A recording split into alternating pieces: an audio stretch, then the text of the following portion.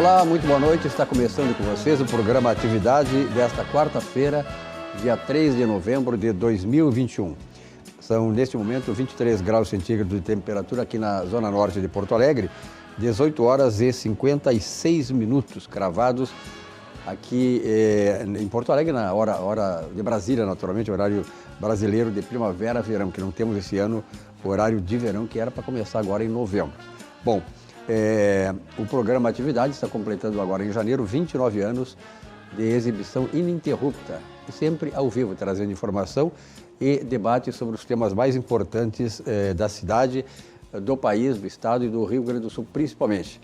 Mas nós começamos o programa de hoje e este 3 de novembro de 2021 ficará marcado como uma data muito triste para todos nós aqui do Atividade, porque neste dia tivemos a notícia do falecimento do nosso colega Ayrton Domingos Bernardoni. Ele vinha com alguns problemas de saúde e tal, foi internado no hospital e não resistiu.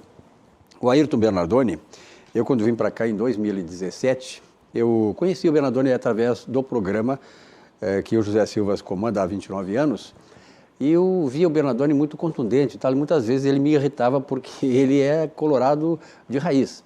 Mas conhecendo pessoalmente depois o Bernardoni aqui no programa, eu comecei a admirar cada vez mais o Bernardoni. O Bernardoni é uma figura grande, ele tem uma estatura alta, mas o tamanho do coração dele é também tão grande quanto a estatura dele. E Bernardoni, do ponto de vista de ser humano, ele veio com um propósito na vida, como todos nós viemos. Ele deixa como legado a questão da honestidade, patriotismo, e uma coisa que eu gostaria de ressaltar aqui, que eu via muito no Bernardoni, o poder de indignação. O Bernardoni, para vocês que acompanham o programa aqui, ele tinha um poder de indignação muito grande, ele se revoltava com as coisas e denunciava, daquela maneira dele, muitas vezes irreverente, mas era o Bernardoni. E também uma coisa que me caracterizou nele, o Govinatsky, Bianchesi e Candiota, é que o Bernardoni, ele fazia um personagem aqui, e o personagem que ele fazia aqui no programa Atividade coincidia exatamente com o caráter dele. O Bernardoni era aquilo que ele passava aqui. Era indignado, ele tinha posições e era afetuoso, profundamente afetuoso. Vilmar Govinatsky, quais são as lembranças que ficam ali da saudade de Ayrton Domingos Bernardoni?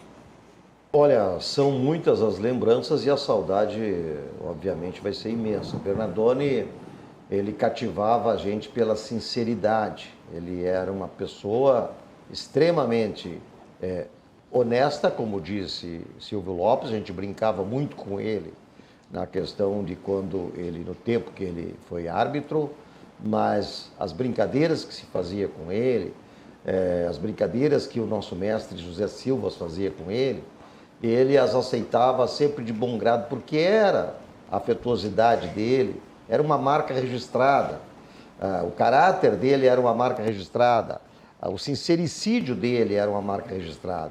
Tanto que todas as pessoas com quem eu conversava e que assistem a Atividade, a primeira coisa que me perguntavam é justamente como está o Bernardoni, porque ele era uma pessoa que fazia com que os telespectadores também ficassem cativados pelo temperamento dele, pela forma dele se expressar.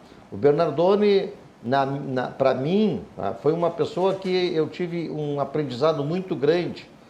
Como é ser uma pessoa franca, como é ser uma pessoa verdadeira, e aquele jeito dele que, parecendo mesmo ser agressivo, não tinha absolutamente nada de agressivo. Uma pessoa alegre, uma pessoa de bem com a vida e, acima de tudo, uma pessoa otimista em tudo. Sempre foi otimista. Então, é uma pessoa que nos deixa um legado muito grande. Eu fico, de um lado, feliz por ter conhecido o Bernardoni, por ter convivido com o Bernardoni, e muito triste pela falta que ele nos faz. Esse lugar que eu estou ocupando agora é a cadeira cativa de Bernardoni. Inclusive, quando o Bernardoni não estava no programa e que eu me fazia presente, eu dizia, eu venho aqui ocupar a vaga do Bernardoni para guardar o lugar dele, que é a cadeira cativa. Então, Bernardoni, um beijo grande do teu coração. Obrigado. Bianchesi. Acho que Vilmar falou praticamente tudo a respeito do Bernardoni. Eu conheci o Bernardoni pessoalmente aqui na atividade. Claro que eu já, por assistir TV e programas esportivos, né? Eu já o conhecia pela TV, mas ainda não havia tido contato pessoal com ele. Foi tudo isso que o Vilmar falou, a pessoa muita energia, né? Apesar de uma idade já avançada, um cara brincalhão, colorado, fanático, mas acima de tudo um esportista, né? Então, deixa saudades para a gente, deixa saudades para a família, infelizmente não pude ir ao velório, mandar um abraço à família, né? Desejar os meus sentimentos. Eu acredito que em algum momento a gente se reencontra em alguma outra dimensão, em algum outro lugar, né? Então, que essa certeza do reencontro possa amenizar um pouco da dor da família e também a dor dos amigos, né? A nossa dor aqui no programa. Então, meu sentimento profundo, né? A saudade que nós teremos do Bernardoni, mas a certeza de que em algum momento a gente se reencontra para fazer alguns programas em outro local, em outra dimensão. Se não me engano, uns 10, 12 dias, foi a última vez que o Ayrton Domingos Bernardoni esteve aqui e desfilou por esta bancada. E nessa noite, após o programa, ele me deu carona. O Bernardoni, aliás, eu não sei se era tu que estava aqui, que alguém queria me dar carona. Eu disse, não, eu levo o Silvio, porque ele mora lá no Cristal, ele mora na frente do Beira-Rio, ele ia me deixar ali, eu passo ali sempre e vou levar aí com muito prazer. Aí fomos conversando e tal. O Bernardoni sempre foi um cara muito afetuoso, realmente, tu vê aquele homem daquele tamanho, e ele é um cara com um coração enorme, um cara amigo e tal. Ele aceitava as críticas, até fazia gozação, brincava com as críticas e tal. Esse era o Bernardoni. Só para ratificar, o Bernardoni faleceu hoje. Ele nasceu em 26 de março de 1931, portanto, aos 90 anos de idade. Quer dizer, não é qualquer um de nós que chega a esta idade da forma como o Bernardoni chegou. Ele vai em paz, sem dúvida alguma, cumpriu a sua missão aqui e nos deixa esse legado, não é nada mais importante que um legado de amizade, de amor, de afeto e de compartilhamento. O Bernardoni sempre foi isto, né? Ele foi, inclusive no Internacional, os torcedores do Internacional, que ele criticava muito o Internacional aqui, mas os torcedores gostavam dele pela franqueza e pela honestidade das críticas que ele fazia. Então, Bernardoni, se sinta muito agradecido por nós aqui, por esta convivência. Aí, Cláudio Candiota. Olha, falar por último é difícil, depois de tudo que vocês falaram do Bernardoni. Eu também conheci o Bernardoni aqui no programa, ainda quando era na outra televisão, lá no Jockey. A TVU. TVU. E eu sempre achei ele muito legal, porque ele estava sempre rindo, sempre alegre, e tinha posições muito firmes. Eu me lembro assim que quando se tratava da eleição lá nos Estados Unidos, ele foi o primeiro a dizer que o Trump ia ganhar a eleição. E ele defendia isso aí. E eu que convivo com a política dos Estados Unidos, eu não acreditava que o Trump ia ganhar a eleição. E o Bernardoni defendia, assim como ele também defendeu o Bolsonaro. Né? E ele era muito crítico e às vezes eu até fora do ar, eu disse, pô, mas tu tem que tomar cuidado, os caras estão processando todo mundo, daqui a pouco vão te processar. Então ele não queria nem saber, chamava cachorrada, entendeu? Essa cachorrada. Então ele era uma pessoa assim, eu sempre vi ele rindo, rapaz, estava sempre rindo. A última vez que encontrei o Bernardoni foi no aniversário do Oscar Allgaier. E ele sempre alegre lá, e eu não tinha a mínima ideia, porque a Andréa postou no grupo do programa, mas eu passei o fim de semana trabalhando, esse feriado todo, e eu não olhei. E hoje o Silvio mandou um WhatsApp. Eu quase caí sentado, porque, aliás, eu nem sabia que ele tinha 90 anos, porque realmente ele parecia que tinha muito menos, né? Com toda aquela energia e aquele gás. Olha, eu fico muito triste e realmente para nós aqui vai fazer falta, porque eu já falei aqui no programa que o mais legal de participar aqui do programa são as amizades que a gente faz aqui mesmo, com o pessoal da bancada. E o Bernardoni era uma pessoa muito querida, aliás, todos gostavam dele. e talvez os gremistas não gostassem, os esquerdistas, né? Mas ele é uma pessoa maravilhosa e a gente vai sentir muita falta. Vai com Deus, Bernardoni. Eu ia citar o Bernardoni, quase falou em Bolsonaro, mas aí eu quero fazer um paralelo entre a personalidade do Bernardoni e a personalidade do nosso presidente. Eles têm muita coisa em comum. Eles têm um poder de indignação e de botar para fora, muitas vezes de maneira atabalhoada, de maneira precipitada e irreverente, aquilo que ele sente, né? O Bernardoni sempre foi assim. É notável ver umas pessoas que são idênticas, de fora e para dentro, de dentro para fora. O grau de autenticidade do Bernardoni nas suas posições, ele era um camarada assim, ó, ele era firme nas suas convicções e afetuoso, perfeitamente, extraordinariamente afetuoso nas suas relações, né? Prova está aqui o pessoal que adora, e muitos, eu me lembro que, assim como aconteceu contigo, com o Vilmar, muitas pessoas que sabem que eu estou aqui no programa perguntam, a única pessoa pelas quais elas perguntam é o Bernardoni, né? Porque o Bernardoni marcou época, ele é um camarada que marca, ele deixa a marca, quer dizer, é um camarada que vem, ele não passou por aqui, tem gente que só passa, ele deixou a sua marca, ele deixou o seu legado. Mas então, Bernardoni, muito obrigado, nós agradecemos muito que a família tenha o consolo, né? Que Deus as console, porque na verdade perder um ente querido na família é muito doloroso. Mas Deus saberá consolar, porque afinal de contas a vida continua, né? Então vamos tocar o barco, como diz, e que seja feita a vontade do Deus Todo-Poderoso. Bom, nós temos que falar um pouquinho, claro, de esporte, aproveitando esse espaço aqui que dedicamos ao Bernardoni, pelo passamento dele, e nós temos um jogo que começa daqui a pouco, às 21 horas, que o Grêmio lá contra o Atlético Mineiro, em Minas Gerais. Lá o estádio, pelo que tem as informações, vai estar lotado. É um problema a mais para o Grêmio, né, o Govinatsky? É um problema sério para o Grêmio, porque o Atlético Mineiro está na ponta, né, com uma pontuação muito, muito grande. O Atlético Mineiro, neste ano, é o bicho-papão. Não é fácil, porque mesma coisa quando nós enfrentamos o São Paulo, também é a mesma situação. A gente sabe que esses times aí estão fortes, estão com bom elenco, estão com boas finanças e a gente está aí ainda penando com dificuldades. O Grêmio vai ter que jogar muito para superar o Atlético Mineiro, vamos ser realistas, né?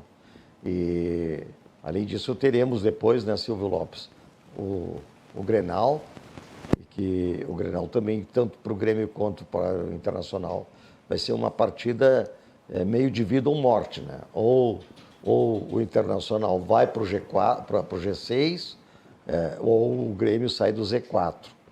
Tudo isso agora, nessa reta final, faltando poucas rodadas, qualquer ponto é importante, qualquer ponto aí é decisivo. Então, mas vamos lá, vamos ver o que vai acontecer com a partida do Grêmio. É 21 horas, né? Grêmio e Atlético Mineiro. Grêmio 21 horas. E o Internacional joga com o Grêmio no Grenal de sábado, e esse jogo do Grêmio contra o Internacional vai acontecer sábado às 19 horas. Então, 19 horas... Mas o que tu acha do Grenal? O Inter ganha ou não, Govinatsky? Do Grenal? Não, aqui eu estou na posição do Ayrton Domingos Bernardoni. Agora, claro que ganha. E vai ganhar de goleada. Não tenha dúvida nenhuma, né?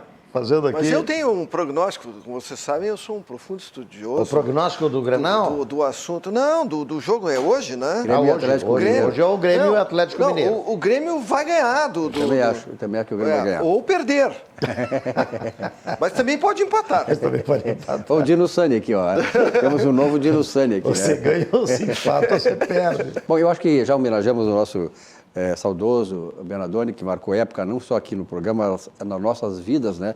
Vamos seguir o barco, afinal de contas, a vida continua, como eu disse, e falar um pouquinho do Banrisul, né? O Banrisul que é nosso patrocinador aqui, e agora tem o Banrisul Afinidade. Afinidade é um segmento do Banrisul para clientes absolutamente selecionados. Também tem esse destaque, né, do Banrisul, que privilegia esse segmento da sociedade, que é importante, que são líderes empresariais, enfim, líderes da sociedade.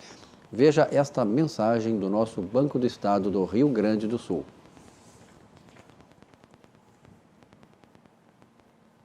Sem som. É fazer mais, é ir além do esperado. Afinidade é o segmento do Banrisul para clientes selecionados, com consultoria especializada, assessoria de investimentos, espaço com atendimento personalizado e serviços exclusivos. Quer saber mais? Fale com o seu gerente ou acesse banrisul.com.br/afinidade. Bom, eu quero convidar os nossos colegas aqui da bancada para começar o nosso tour gastronômico, que é uma coisa que você sempre gosta, né? Quer dizer, dar uma viagem aí pelos principais endereços da gastronomia do Rio Grande do Sul. Vamos começar pelo Armazém do Queijo, Empório Gourmet. Aliás, eu quero lembrar para vocês que a partir de amanhã vai abrir a nova loja do Armazém do Queijo. Fica lá na Tarso Dutra, número 170, no bairro Petrópolis, neste 4 de novembro, né? Haverá uma abertura lá especial para a imprensa, convidados, e a loja já estará aberta também para os clientes. Armazém do Queijo, vamos lembrar do empresário João Tumeleiro. Parabéns ao João Tumeleiro por essa nova conquista, né? O João Tumeleiro, que é um camarada de grande criatividade, um empresário que tem perseverança, que sabe onde colocar o seu negócio, né? E sabe que o negócio precisa ser bem gerenciado, cuidar direitinho e ter esta visão empresarial que ele sempre denotou. Padaria, queijaria e mercearia gourmet em Porto Alegre. Isso é uma ótima oportunidade para quem aprecia o sabor da Serra Gaúcha, agora na capital. O endereço, agora o novo endereço, a Avenida Senador Tarso Dutra, 170, bairro Petrópolis. O WhatsApp aí da Armazém do Queijo é 98020 7107, 33920085, telefone fixo, aberto de segundas a sábados, entre 9h30 e 19h30 horas. Nas redes sociais você encontra o Armazém do Queijo no Facebook e também no Instagram.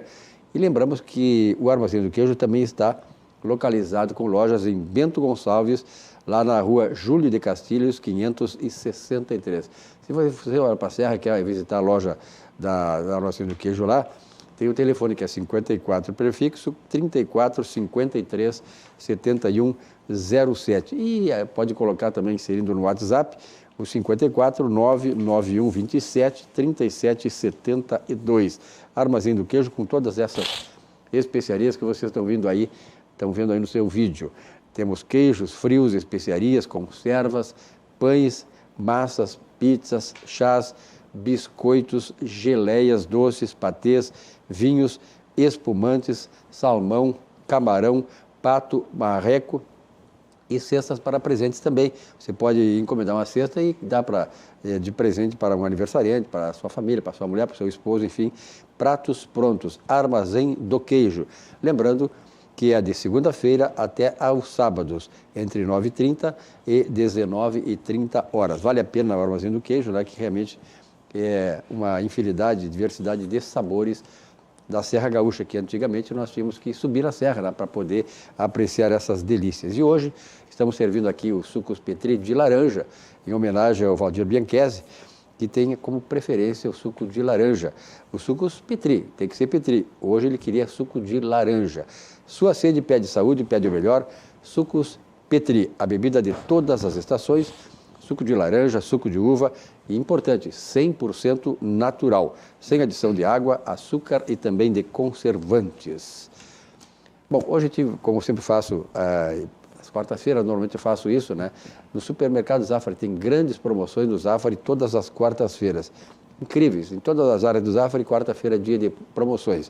E a campanha do Zafari é: a vida acontece quando a gente se encontra.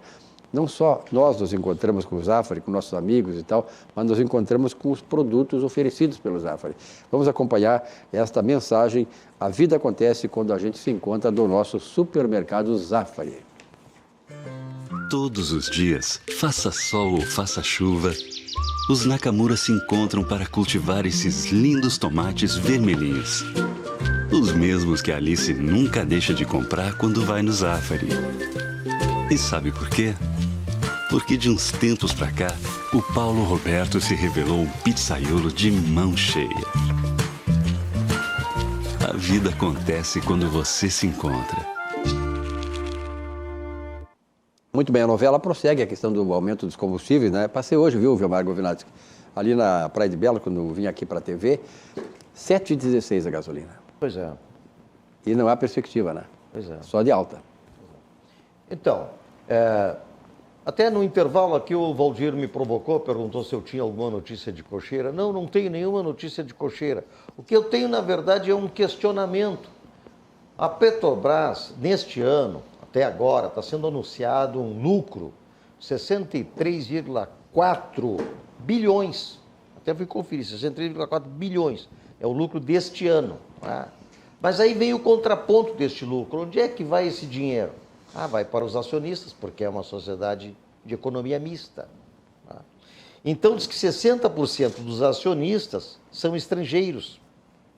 E aí, é claro, né? O cara bota o capital, ele não quer saber, ele quer o lucro daquilo que ele investiu nas ações que ele comprou, que ele é detentor. Tá? E aí tem, então, esse problema agora que se põe. O presidente fica de mãos atadas, ele mesmo já disse que não pode se envolver diretamente na questão da redução do preço da gasolina, né?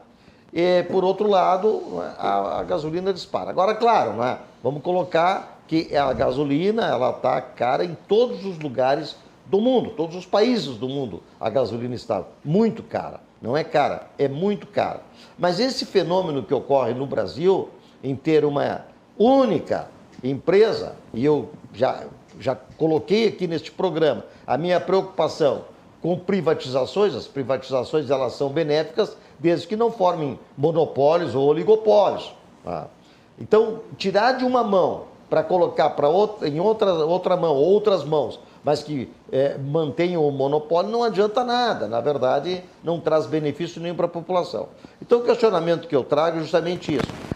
Para que serve uma Petrobras que está entre as 5 maiores petroleiras do mundo, se a gasolina está a 7,19 e ainda com tendências a subir? É um questionamento que eu faço, que eu acho que assim, não resolve absolutamente nada dizer que o petróleo é nosso. Assim como também não resolve absolutamente nada privatizar e entregar a Petrobras para outras mãos que formem um monopólio ou então um grupo que forme um oligopólio. Esses questionamentos teus são importantes, mas e tu já respondeste mais ou menos justificando essas coisas. Ou seja, o problema não é privatizar a Petrobras, é abrir a concorrência no mercado brasileiro. Se tu pegar da Petrobras e entregar para uma empresa privada, tu vai apenas trocar o monopólio público para o privado. E aí, Bianchesi? Concordo.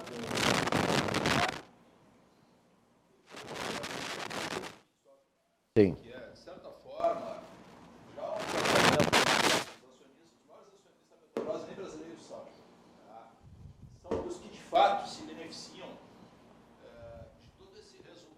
Que uma empresa monopolista num país com dimensões continentais, como é o caso do Brasil, oferece.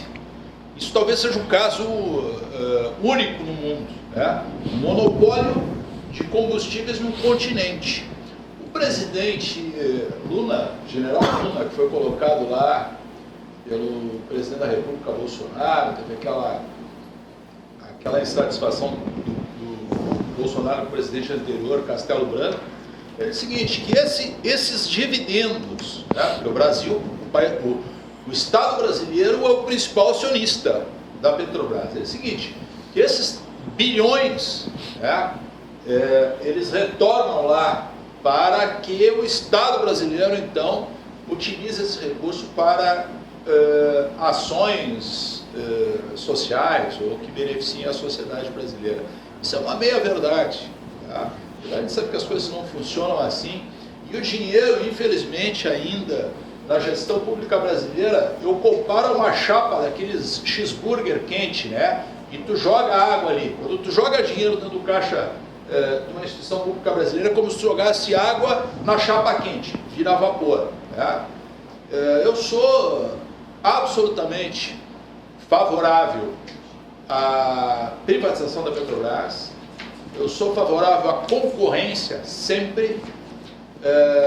Eu acho que muito desse problema da Petrobras diz respeito à questão monopolista. E assim, eu acho que esse fatiamento vai ser um fatiamento natural. O próprio presidente Bolsonaro já se colocou muitas vezes favorável à questão da privatização da Petrobras. Isso tem uma resistência interna grande, porque aquela história do petróleo é nosso, né? Mas, na verdade, o petróleo não é nosso. Tá? O petróleo é uma commodity Tá? O petróleo ele é balizado por preços internacionais. Muito do preço que nós estamos pagando tem a ver com uma inflação mundial que foi gerada por conta da pandemia, e aqui os problemas políticos que fazem com que o dólar suba a cada dia. Bom, isso vai fazer com que a gasolina daqui a pouco chegue a 2 dígitos. Né? Então, esse é o que temos. Bom, eu preciso fazer uma interrupção rapidamente aqui, vamos falar sobre a Corsã e chamar o comercial da Corsã, porque a Corsã está em processo de evolução para acompanhar as transformações do setor e buscando novas alternativas para cumprir os compromissos assumidos com os gaúchos. Tudo para garantir o tratamento e abastecimento de água, a coleta e o tratamento de esgoto, indo além em soluções ambientais que protegem o meio ambiente e o futuro das próximas gerações. Lembrando que a Companhia Rio Grandense de Saneamento Evoluir nos define. Governo do Estado do Rio Grande do Sul. Quero apenas lembrar o seguinte, a Corsã será privatizada logo nos próximos meses, provavelmente depois da virada do ano. Evoluir nos define, como eu falei, Governo do Estado do Rio Grande do Sul, novas façanhas. Vamos acompanhar. Sabia que o saneamento básico é muito importante para a saúde, para a educação, para a renda, para o meio ambiente, para uma vida melhor. A gente sabe. Por isso, destacamos a importância da universalização do saneamento e a entrada de recursos privados para acelerar um serviço que é para todos. Corsã, evoluir nos define. Governo do Rio Grande do Sul, novas façanhas. Muito bem, 19 horas e 24 minutos, a temperatura baixou 1 grau, né, desde o começo do programa, 23 graus centígrados aqui na zona norte de Porto Alegre. Candiota, sobre a questão da Petrobras aí... Nos Estados Unidos, antes da pandemia, o galão de combustível estava custando $1,20, coisa assim. E a última vez que me passaram esse preço estava em $3,79. $3,79 o galão. Eu fiz uma conta aqui, multipliquei por 6, dividi pelo número de litros por galão, que é 3,79 o galão americano. Dá 5,22 o litro. Real. O litro. Lá. E lá tem muito mais combustível do que aqui. Os Estados Unidos só não é autossuficiente porque o Joe Biden interrompeu um oleoduto dos maiores que tinha e também suspendeu o fracking, né? Aquele fracionamento de... Qual é o produto que eles fracionavam também, que transformavam em óleo combustível? Me fugiu agora. E aí, os americanos passaram a entrar no mercado comprando também. A lei da oferta e da procura, nem o Supremo revoga. Consequentemente, o preço do combustível aumentou no mundo inteiro. Aqui no Brasil, nós ainda temos esse problema do monopólio, que é o principal.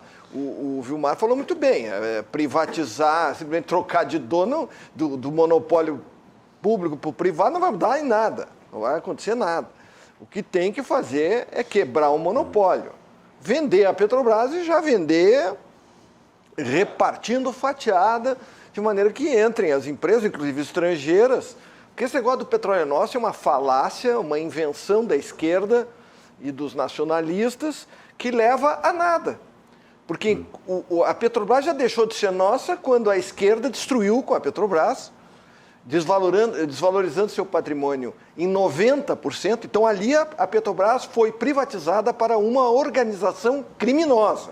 Os criminosos foram pegos pela Operação Lava Jato e, apesar de um ex-presidiário dizer que não houve o Petrolão nem o Mensalão, os criminosos devolveram o dinheiro que roubaram. Que, segundo o ex-criminoso, não roubaram. Mas roubaram, tanto que devolveram. Aquele Paulo Roberto Costa e não sei mais quantos ali. Ali eles privatizaram para quem? Para os ladrões da esquerda. Pronto, acabou ali e terminou a Petrobras. Quando assumiu o governo atual, eles conseguiram tirar a Petrobras, que inclusive teve aquele prejuízo bilionário com a tal da Passadina, que aquilo ali foi outro escândalo. Só ali... O Brasil perdeu $1 bilhão, só ali, porque eles compraram por 800 ou 400 milhões, uma empresa que valia 40 milhões de dólares, compraram 50% com 800 milhões. Um horror. Depois foram pagando multa por descumprimento do contrato de mediação. Aquilo ali é uma barbaridade. Só ali foi $1 bilhão de dólares. De dólares. Agora, o governo assumiu, tirou os ladrões, colocou profissionais para administrar a empresa está dando um lucro extraordinário. O petróleo aumentou, está atrelado ao dólar, a inflação é mundial, lá se foi o preço do combustível para o espaço. Agora, se fosse quebrado o monopólio e privatizada a Petrobras, nós não estaríamos pagando o que estamos pagando. Lá nos Estados Aqui está mais de R$7, né? Preço médio. 7,16 eu vi hoje aqui, eu li. Nos Estados Unidos está 5,22. Hoje. Na verdade é o seguinte, tem uma coisa que eu acho que vocês todos, de certa maneira, tocaram, mas é muito claro dizer o seguinte, que os investidores da Petrobras não têm nada a ver com a questão da situação da empresa. Eles colocaram dinheiro ali, são investidores, né? E o problema todo da Petrobras é a questão política que está atrás da Petrobras. E a questão política é também a questão de privatizar ou não. E um detalhe. Essa é uma questão. Esse assalto que a esquerda fez à Petrobras, com aquele loteamento da empresa, teve um custo também, porque os investidores lá nos Estados Unidos, que são fundos de pensão, que tem um monte de aposentados que adquirem exigiram as ações, eles entraram com uma ação coletiva, que nos Estados Unidos chama Class Action, e que, se não me engano, acho que foi até no governo Temer que fizeram um acordo para o bicho não ficar maior. Então tiveram que pagar não sei quantos bilhões para os acionistas, que quando investiram não sabiam que a empresa era controlada por ladrões, que foram condenados. Então, diante da realidade, eles entraram com essa ação lá nos Estados Unidos e o governo brasileiro, a diretoria da Petrobras, acho que foi no governo Temer, aliás, foi no governo Temer, fez um acordo porque lá, quando uma ação entra, essas ações coletivas entram, em geral terminam em acordo, porque quando os juízes lá condenam é para liquidar. Então eles assumiram um mal menor, que foi indenizar os acionistas dos fundos de pensão lá e demais acionistas individuais lá nos Estados Unidos. Outra questão que, se o governo se atravessa, pode acabar gerando outra ação. Aliás, essa questão dos fundos de pensão, aqui no Brasil, tu sabe muito bem que os fundos Petros, dos funcionários da Petrobras, foram roubados pelo governo Lula e Dilma. Hoje, os funcionários da Petrobras estão pagando para restituir um valor do fundo que foi retirado, aliás, roubado pelos governos Lula e Dilma. Mais um prejuízo, inclusive, para os trabalhadores, que são petistas, né, que votam no PT. Quem tem eleito a esquerda aqui são os trabalhadores do Banco do Brasil, Caixa Federal e Petrobras, de modo geral. E, sobretudo, a Petrobras. Né? E todos eles foram premiados, né, pelos governos do PT com a falência de seus fundos de pensão. Estão todos eles pagando para restituir aquilo que os seus líderes, os políticos de estimação, roubaram os seus fundos. Aliás, o presidente Bolsonaro acabou de retornar, né, da Itália, e ele disse que vai tomar algumas medidas. Não anunciou que medidas são essas, mas ele falou que realmente vai, não sei o que fazer, mas vai tomar posições em relação à Petrobras, enfim, ao preço da gasolina. Vamos ver o que vai acontecer. Tem que ver se ele combinou com o Alexandre do STF, né? Pois é. Tem que combinar com essa turma também. Mas vamos lembrar o seguinte, né? O presidente Bolsonaro ficou insatisfeito com o presidente anterior, que acho que era Castelo Branco, né? Castelo Branco. Da Petrobras. Castelo Branco. Gerou uma confusão lá que culminou na troca da presidência. Mas a Petrobras ela vem seguindo exatamente com o general Lula a cartilha anterior, né? Ou seja, ela tem uma regra lá que é de paridade com os preços internacionais do petróleo. A estrutura de preço não mudou. Não mudou. E atrelado ao câmbio. Nós estamos com problema de câmbio, o combustível, o petróleo está sumindo no mercado internacional e nós estamos com o câmbio lá em cima. Então, é uma combinação explosiva, né? É difícil travar isso, também pode ser uma intervenção do governo federal, talvez seja mais maléfico do que benéfico, né? Realmente, é um embretamento. Quer dizer, o presidente conseguiu resolver, parece, né, com a sua influência junto aos caminhoneiros, uma greve que estava começando a ser desenhada e que seria terrível para todos, né? Então a situação não é fácil. Eu digo o seguinte, não é uma solução simples, né? Se nós conseguíssemos talvez pacificar a política nacional, gerássemos um clima de confiança nas ações que vêm sendo tomadas, não só em relação à Petrobras, mas em relação à economia e ao gerenciamento do país, talvez a gente pudesse ter o dólar, né? Baixando um pouquinho mais, porque assim, um dos poucos países no mundo cuja moeda está se desvalorizando em relação ao dólar é o Brasil, tá? Pós-pandemia. Nos outros países, as moedas se valorizaram. O governo tenta, do que economista, né, Silvio, agora aumentar os juros para tentar conter a inflação, mas me parece o seguinte, que as pessoas não vão deixar de consumir combustível, tá? Porque os juros estão mais altos. Né? A inflação ela está basicamente nos combustíveis e na alimentação, certo? Então, o que talvez possa acontecer com esse aumento da taxa de juros é o ingresso de capital especulativo, que pode ajudar em certa maneira. Mas, ao longo do tempo, não sei se isso não piora a situação do país. Então, é um quebra-cabeças complexo que eu acredito. Esse capital especulativo que tu fala são dólares. Quando eles entram em um volume significativo, o dólar tem que ser transformado em reais. E aí inunda o mercado de dólares, há uma baixa na taxa cambial.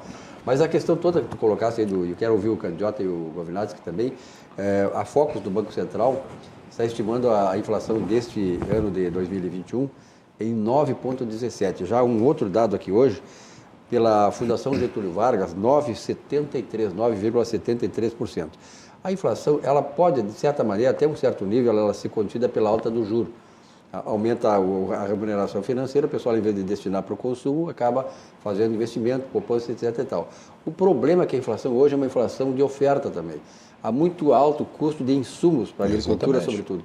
E esse custo se transfere para a agricultura, para o transporte, para a distribuição e também para os bens finais. Candiota, qual é a tua expectativa? Olha, nós também estamos pagando o preço da pandemia. Isso. Cuja origem... Do fecha tudo. Cuja origem é conhecida, do fecha tudo. Houve uma disrupção das cadeias de fornecimento, das supply chains, né? Um container que custava $1.000 passou a custar $10.000 e não tem container. Porque não tem container onde ele é necessário. Houve uma interrupção desse movimento que é constante de containers. De cargas, e isso também inflacionou o custo do frete marítimo. Isso aí, Isso também tem impacto na inflação. E essa inflação projetada para o Brasil, comparada com a inflação americana, que está chegando perto disso aí, desses números, tipo 9%, ou 7% ou 8%, que lá é devastador, é terrível, até que o Brasil não está mal, comparando com a maior economia do mundo. Ou seja, a administração da economia, me parece que no Brasil está razoável. Agora, ninguém gosta de botar gasolina e pagar R$7 o litro. Apesar de toda essa instabilidade política e insegurança jurídica, né? Esse é o grande problema do Brasil. Nós temos uma insegurança jurídica muito forte, aliado à questão política, que parece... Não temos democracia. Sim, o fato de tu viveres num regime de exceção... Não, o Brasil vive um regime de exceção. É uma ditadura, né? Que eu chamava de simulacro de democracia, mas depois que começou a aparecer preso político, deputado preso, deputado caçado, jornalista preso, agora tem um jornalista que vai para a lista da Interpol, um cara que está lá nos Estados Unidos, Alan dos Santos, né?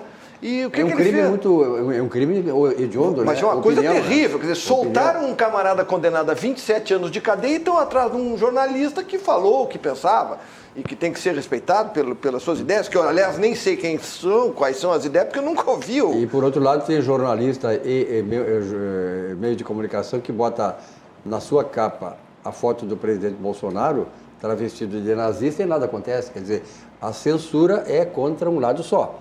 E pior ainda, essa é uma ditadura seletiva ainda. Sim. É ditadura contra um segmento da sociedade que ousa dar opinião, que ousa contestar o judiciário, que ousa contestar tudo que está por aí e que está tentando derrubar o presidente da República, eleito democraticamente.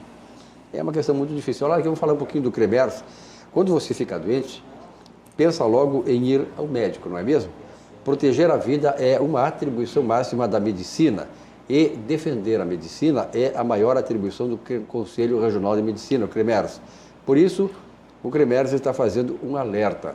Confira se o médico que atende você está devidamente registrado no site do Conselho, que é o cremers.org.br. Somente o profissional médico pode diagnosticar doenças, indicar tratamentos médicos e realizar procedimentos invasivos. Não coloque a sua saúde em risco. As sequelas podem ficar para sempre. CREMERS, em ação pela saúde do médico, da classe médica e também da sociedade. Vamos agora dar andamento ao nosso tour gastronômico, Vilmar Govinatsky. E vamos subir aqui, né? Daqui vamos subir a Protásio. Subindo ou descendo a Protásio? Vamos subir a Protásio. Há 52 anos, no coração dos gaúchos, claro, estou falando no Barranco, né? A primeira churrascaria com carne Angus do Brasil. Isso é um título que ninguém vai ter mais do que o Barranco. O melhor chopp, o melhor churrasco, o ponto de encontro final da capital gaúcha. Subindo e descendo a Protásio, complexo Barranco, Barranquinho. Tem ali o Barranco, ambientes climatizados e ao ar livre. Você pode agora estar chegando, estamos na primavera, tempos melhores, né? Hoje não está muito bom, alguns lugares de Porto Alegre está chovendo, mas estamos em plena primavera. Daqui a pouco vem o verão, o pessoal lá aproveita muito lá o local ao ar livre, lá do Barranco. Temos também o Barranquinho, telefone 33316172, se você quiser fazer uma reserva para o Barranco. E para o Barranquinho, 30282310. Barranquinho, que dupla, hein? A dupla famosa lá da Protásio Alves, dois estabelecimentos, dois lugares, dois pontos, né, da gastronomia gaúcha que são conhecidos nacionalmente, né? Tu é um cara que sempre esteve no Barranco, né? Há 50 e poucos anos. Eu vou no Barranco desde o dia que abriu. Eu sou cliente do Barranco há mais de 50 anos. Imagina só.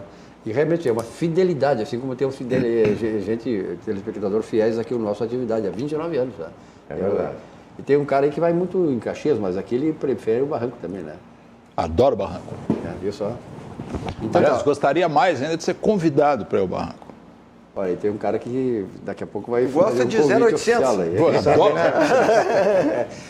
Tem dois aqui que são potenciais caras que vão te convidar, né? Ah, sim. Não, mas espera um pouquinho. Quem mais condições tem de convidar é o chefe. Não, é o Valdir. O Valdir. Olha que a Aspecir é uma instituição de previdência complementar aberta, estabelecida em valores éticos como a transparência e a responsabilidade. Com mais de 100 anos de trabalho e dedicação, ela é reconhecida por sua atuação no ramo previdenciário, sempre inovando e desenvolvendo produtos que atendam às necessidades e proporcionem a tranquilidade aos seus associados. A Aspecir Previdência, a certeza de um futuro tranquilo. Plano de pecúlio da Aspecir Previdência, ideal para quem quer planejar e proteger o futuro da sua família, proporcionando a seus beneficiários toda a tranquilidade, proteção e segurança. A marca é essa aí, Aspecir Previdência. O mercado de trabalho começa a reagir aí, não como a gente imaginava que pudesse acontecer, né, Vilmar? Que tu é empresário, que temos outro empresário também, o Clandiota também é empresário, mas da forma como a coisa acontece, porque na verdade estamos vindo aí de uma pandemia, o fecha tudo, tranca tudo, ninguém trabalha e tal. Hoje as consequências previstas pelo presidente Jair Bolsonaro estão se realizando. Lá no ano passado ele previu que isso ia acontecer se governadores e prefeitos fizessem o que fizeram. Mandar fechar tudo aqui em Porto Alegre, então o prefeito anterior aqui fechou tudo, Porto Alegre perdeu muitas empresas tradicionais. E investir num jovem talento é impulsionar o seu crescimento do seu negócio. Este é o lema do Centro de Integração Empresa Escola do Rio Grande do Sul. Conheça o programa de aprendizagem e estágio do CIE, que exerce, é bom dizer, um papel importante nessa forma de estimular o mercado de trabalho e preparar nossos jovens, principalmente para eles começarem a galgar os primeiros degraus do seu trabalho, do seu emprego. Vamos acompanhar o CIE.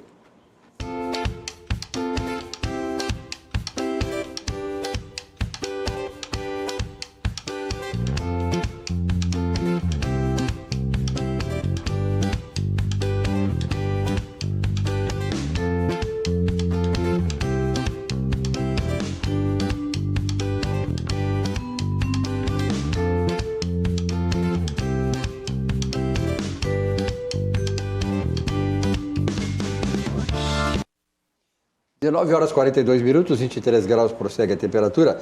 Vilmar Govilatsky. Silvio Lopes, caros colegas aqui, Valdir Bierkess, Paulo Candiota e telespectador. Vamos falar um pouquinho mais sobre a situação econômica. A gente fala da situação econômica no Brasil como se nada tivesse acontecido. A gente coloca, de certa forma, as coisas como se nós não tivéssemos passado por uma pandemia, nós não tivéssemos nenhum problema político, nenhum problema aí do Supremo Tribunal Federal travando qualquer coisa que o presidente da República tentasse fazer. O Congresso Nacional, tanto a Câmara dos Deputados, quanto o Senado Federal sentando em cima ou deixando caducar medidas provisórias importantes, né? Lá no início, aquela questão do fecha tudo, do vai para casa, que a economia a gente vai ver depois. Resolve depois. Resolve depois, como se fosse mágica. Né? Então, de certa forma, a gente tem que ter cuidado. Isso eu não estou dizendo aqui para nós da bancada, eu estou dizendo para nós, nas nossas conversas cotidianas, né?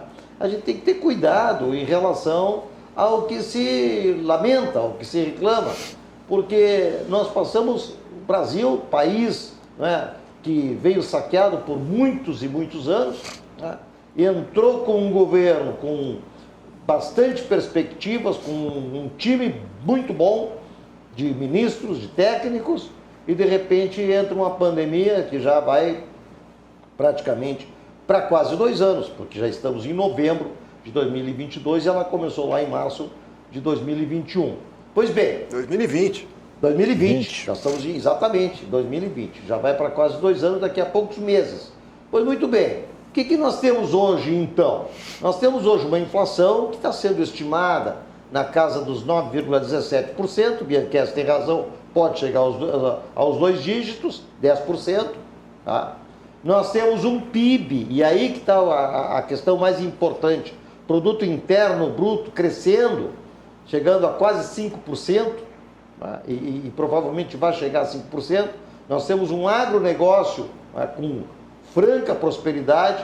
Nós temos obras sendo entregues todos os dias pelo Brasil afora, obras importantíssimas, né? Obras de toda a natureza, desde pontes até saneamento básico. Tá? Nós temos 2,2 milhões de empregos gerados com carteira assinada neste ano de 2021, 2,2 milhões de empregos com carteira assinada. E olha, essa notícia veio da Folha de São Paulo. Tá? Não é de uma... Não dá para dizer que veio de alguma... Não é? Fonte que tivesse alinhada com o governo federal. Não, veio da Folha de São Paulo, que é extremamente crítica ao governo federal. Quer dizer, então, segundo a Folha, a coisa está despiorando. Está despiorando, exatamente. E a notícia é recente. Essa notícia foi agora, setembro do ano passado, deste mês.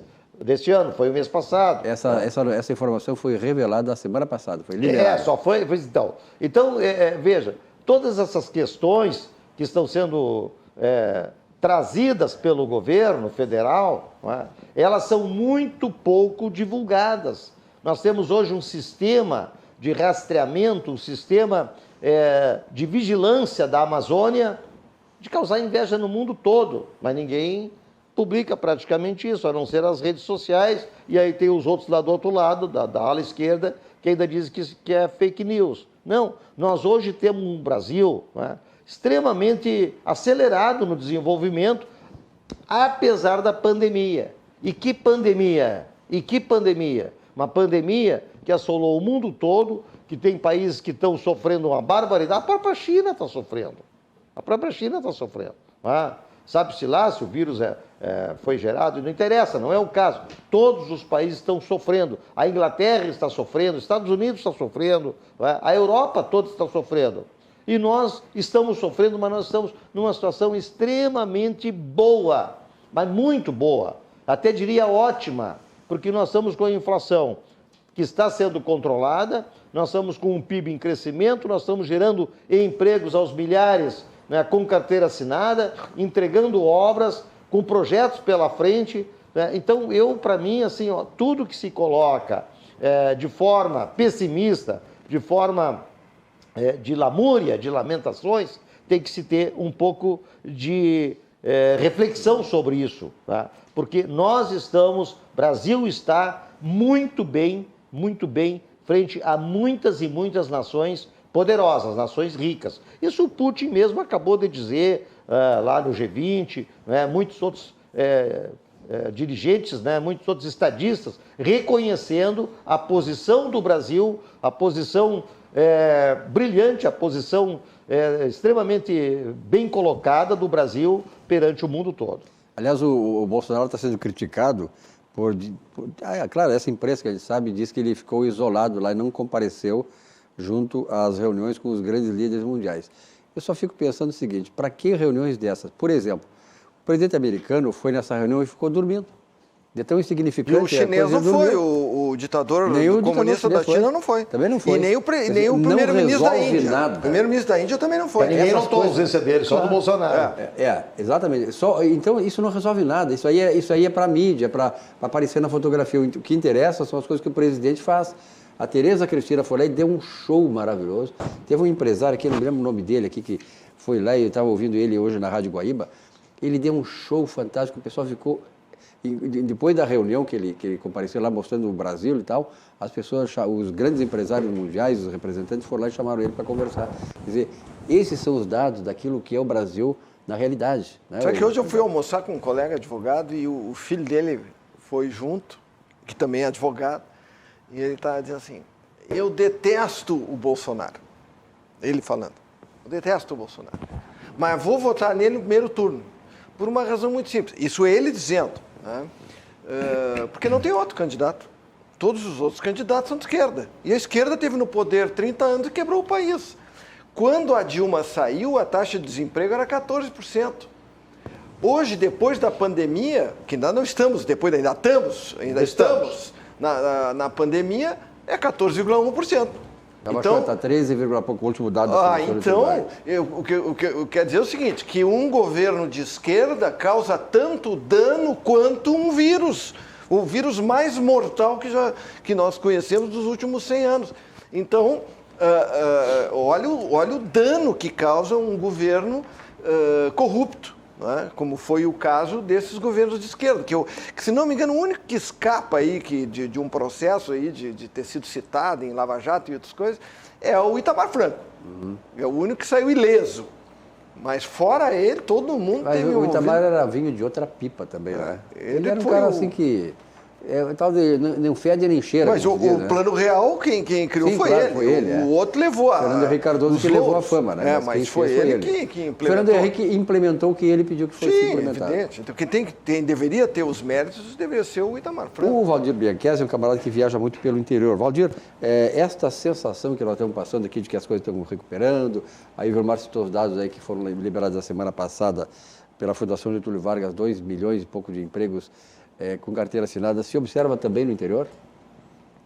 Assim, Silvio, o que acontece é o seguinte, nós que temos um pouquinho mais de, talvez, não diria de acesso à informação, mas talvez a gente pesquise um pouco mais, a gente tem essas informações. Hoje falei com um economista à tarde, de uma das federações, Eduardo Starosta, e ele disse, olha, vários sinais vêm sendo... são positivos em relação ao trabalho que vem sendo feito principalmente pelo ministro Paulo Guedes, né? E obviamente sustentado politicamente pelo presidente Bolsonaro. Entretanto, há uma dependência muito grande no interior do estado da mídia, das informações da grande mídia, tá? E via de regra, são poucas as informações como que o Vilmar trouxe, aqui o Vilmar trouxe, que são informações positivas, né? Via de regra, as informações são extremamente negativas, né? Então, pega agora a questão da Amazônia, a questão do Brasil se comprometer a reduzir a emissão. Os caras pegam a notícia do outro lado, né? Então, eu procuro, nos últimos anos o Brasil só regrediu. Então, a forma como é colocada a notícia acaba influenciando, obviamente, né? E é óbvio isso, né? Forma a opinião, certo? Das pessoas. Na verdade, deforma, né? Que nós estamos vivendo uma situação, quer dizer, a regra que está sendo seguida no Brasil hoje é a do Goebbels. é repetir uma mentira 1000 vezes e transformar essa mentira em verdade. Conversando com esse amigo, filho desse colega, também colega, advogado, né, eu disse, aqui, ó, eu também não gosto do Bolsonaro, eu não vou casar com ele, quem tem que gostar do Bolsonaro é a Michele. Tá? O que nós temos que ver é o seguinte, o governo. Então, assim, que tal o ministro da infraestrutura? Espetacular, melhor ministro da infraestrutura e transporte que já teve no Brasil. Então, da agricultura. E a ministra da agricultura, Tereza Cristina? A Tereza Cristina é um espetáculo. Então, e o Marcos Pontes, ministro de Ciência e Tecnologia? Mas é uma maravilha. Bom, então, meu amigo, não interessa o que o Bolsonaro está dizendo, o que interessa é o que o governo está fazendo. E o governo está fazendo um excelente trabalho. Eu, sinceramente, eu não sei quem é o ministro ruim.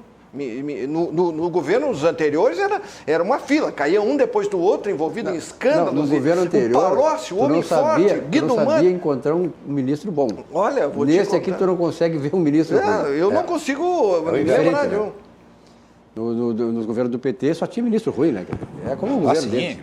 Tanto que trocava como Antônio troca Palocci, de cueca. Né? Aquele o guerreiro do povo brasileiro, que também está preso, foi solto, foi solto também, Zé Dirceu, entendeu? Foi perdoado, voltou a ser condenado, foi solto, é um escândalo. No Brasil. O governador daqui, que foi ministro da Justiça também, um governador que enterrou o Rio Grande do Sul. Fera.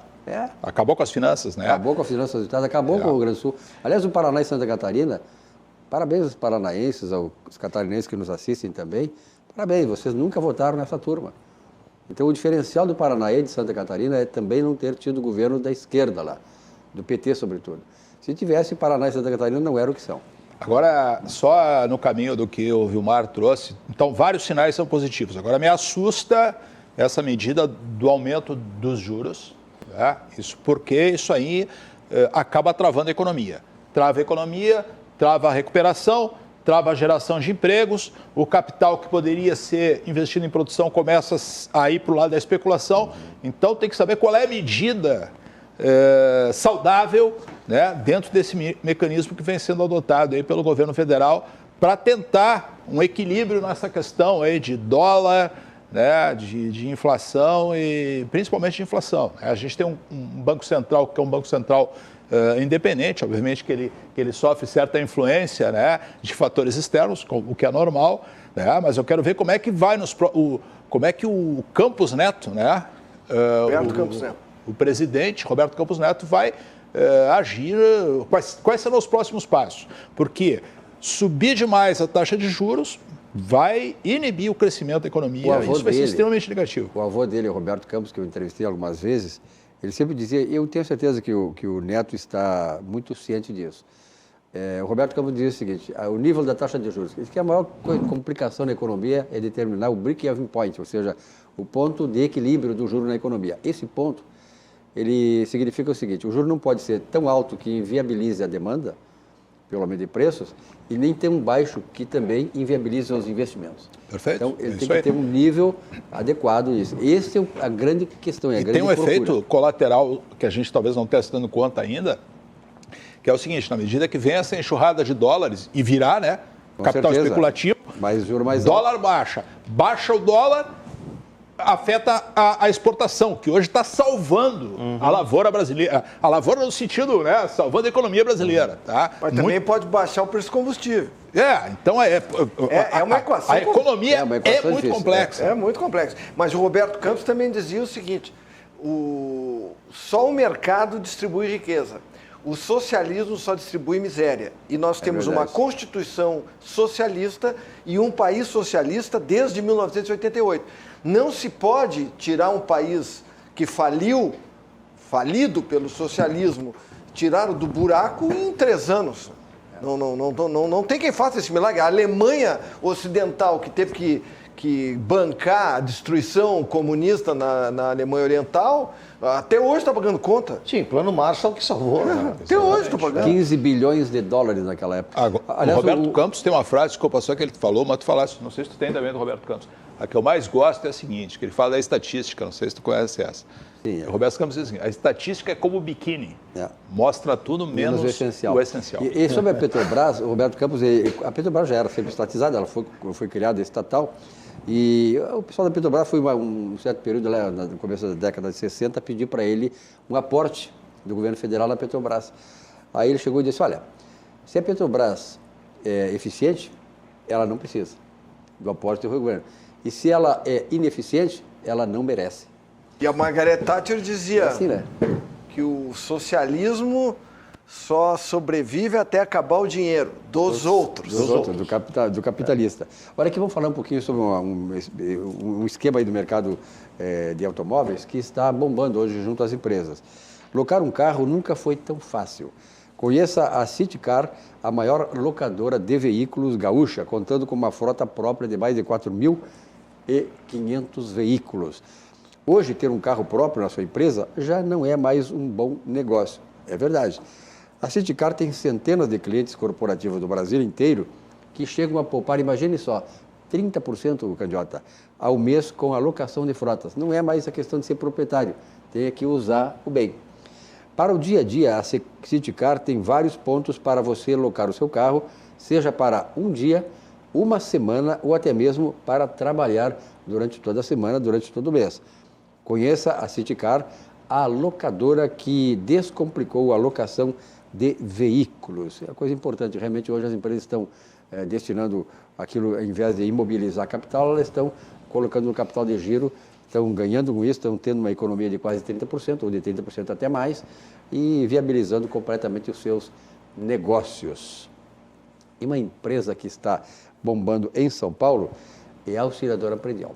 Isso aqui, né, hoje, ela está com destaque nacional. Simplificar a sua vida é o nosso melhor objetivo. Não deixe que o seu negócio, o seu investimento seja gerenciado por quem não tem a condição e a habilidade para gerenciar, para dar o retorno do seu capital. A Auxiliadora Predial faz isso aqui e também em São Paulo. Em Porto Alegre, o telefone da Auxiliadora Predial é 51 32 16 6100. E em São Paulo, prefixo 11 23 48 40 00. Parabéns à Auxiliadora Predial, mais uma empresa gaúcha que desponta no mercado nacional. Pois tem uma informação, são 19 horas e 58 minutos, a temperatura permanece 23 graus centígrados. Estamos aqui numa atividade há 29 anos, completa agora em janeiro, ao ar, sempre ao vivo, informação, opinião independente. Mais importante aqui é a opinião independente e fatos verídicos. Nós não inventamos fake news, é como os grandes veículos fazem isso no Brasil. Olha aqui uma pesquisa, Candiota, Govinatsky e Valdir Bianchesi, apontou que Porto Alegre está entre as capitais brasileiras que mais estão preparadas para receber a tecnologia 5G. Por quê? Ela tem aí uma lei municipal das antenas de cada bairro, de cada local da cidade. E isso vai proporcionar a segurança para o capital 5G se estabelecer aqui. Por exemplo, Porto Alegre está junto com Boa Vista, está lá também Fortaleza, Curitiba, Palmas, Porto Alegre e Porto Velho. E principalmente, viu, Candiota, principalmente uma coisa que tu tem falado muito aqui, o Bianchesi também, aliás, todos nós aqui temos falado, que é a questão da complexidade da legislação e do licenciamento operacional de qualquer negócio em Porto Alegre. Está mudando muito com o prefeito Melo, e isso é que está, de repente, fazendo com que haja uma transformação e a cidade está se tornando atrativa para o capital. Mas isso aqui, por exemplo, assim, ó, o licenciamento para a instalação de antenas durava até 2 anos. E tem capitais agora que liberam rapidamente. Porto Alegre é uma delas, que está liberando quase em um dia. Então, Govinatsky, eu gostaria de um comentário teu primeiro. Me parece, eu não lembro o número, mas é um número muito elevado de antenas. Ouvi falar em 600 mil antenas. 600 mil. 600 mil, não é? São 600 mil antenas para que se tenha tecnologia G5 tá? Na telefonia, mas não só na telefonia, em todos os dispositivos e todos os aplicativos. Essas antenas antes passavam por um monte de burocracia que entravava tudo, etc. Agora não, agora as coisas estão andando rápido. Aliás, tudo está andando rápido em Porto Alegre, não só no que diz respeito à economia, vou falar mais na questão da economia, em função de que nós estamos aqui com esta pauta agora na bancada. Mas tudo está andando rápido em Porto Alegre, tudo mesmo, graças a Deus. Agora, nessa situação da economia, o alvará, por exemplo, das empresas de nenhum risco, baixo risco, né? Não precisa alvará. Não precisa alvará. O cidadão não é visto como um inimigo, é boa fé. Visto como um amigo. Como boa fé. Com boa fé. Não é? Quer trabalhar? quer gerar algum tipo de renda, quer gerar emprego, vai lá e te estabelece. Depois nós vamos conversar contigo, mas vai lá trabalhar. Não vem para cá, não precisa vir aqui. O ISS das empresas que mais sofreram com a pandemia, que foram as empresas de evento, baixou para 2%. Então tem uma série de situações que estão sendo trazidas neste governo. Aí tem o Secretaria Municipal de Desenvolvimento Econômico, aí capitaneada pelo Rodrigo Lorenzoni.